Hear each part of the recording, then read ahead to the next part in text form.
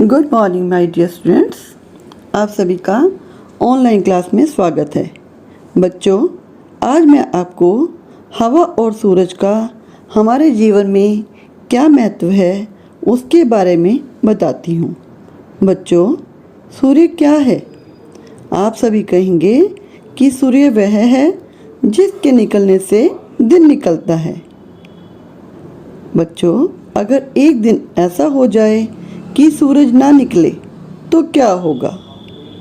जी हाँ बच्चों, एक दिन अगर सूरज ना निकले तो सब कुछ बदल जाएगा। क्या होगा? दिन में रात होगी, आकाश में तारे ही तारे दिखाई देंगे, चांद भी नहीं निकलेगा।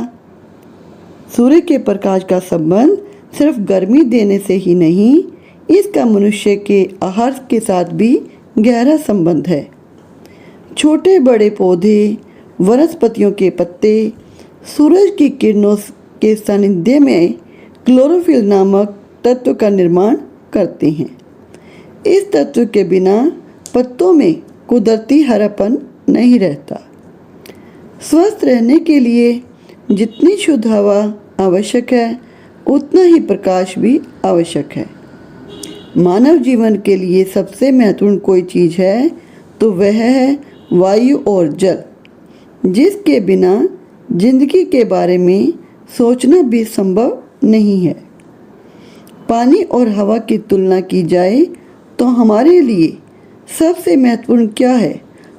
तो आप देख सकते हैं कि हम पानी के बिना तो कुछ समय तक जीवित रह सकते हैं, परंतु हवा के बिना हम जिंदा नहीं रह सकते। हवा का कोई रूप, रंग, आकार नहीं होता, इसे केवल हम महसूस कर सकते हैं। हमारे जीवन में हर चीज़ का अपना एक महत्व होता है। सूर्य का अपनी जगह पे, पानी का अपनी जगह और हवा का अपनी जगह। बच्चों, आज का जो हम पाठ पढ़ेंगे उसका नाम है घमंडी हवा।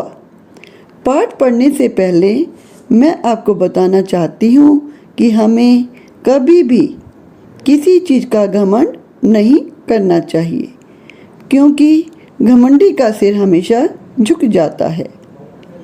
घमंडी तो प्राचीन काल में रावण भी था, जिसका घमंड हमेशा नहीं रहा, जिसे अपनी ताकत पर सोने की लंका का बहुत घमंड था। संसार में प्रत्येक वस्तु नश्वर है, फिर इस नश्वर चीज़ों का क्या घमंड करना। आज मैं आपको एक छोटी सी कहानी सुनाती हूँ। आपने पहले भी सुनी होगी, खरगोश और कछुए की कहानी। उसमें खरगोश को अपनी तेज चाल पर बहुत घमंड था। जब उसने कछुए के साथ अपनी चाल का मुकाबला करने की बात कही तो अंत में खरगोश कछुए से हार जाता है और उसका घमंड के कारण सिर नीचा हो जाता है। इसलिए हमें घमंड नहीं करना चाहिए। बच्चों, जो कहानी आज हम पढ़ने वाले हैं उसमें भी यही बताया गया है कि हमें घमंड नहीं करना चाहिए। अपने गुणों के बारे में आपको पता ही होता है।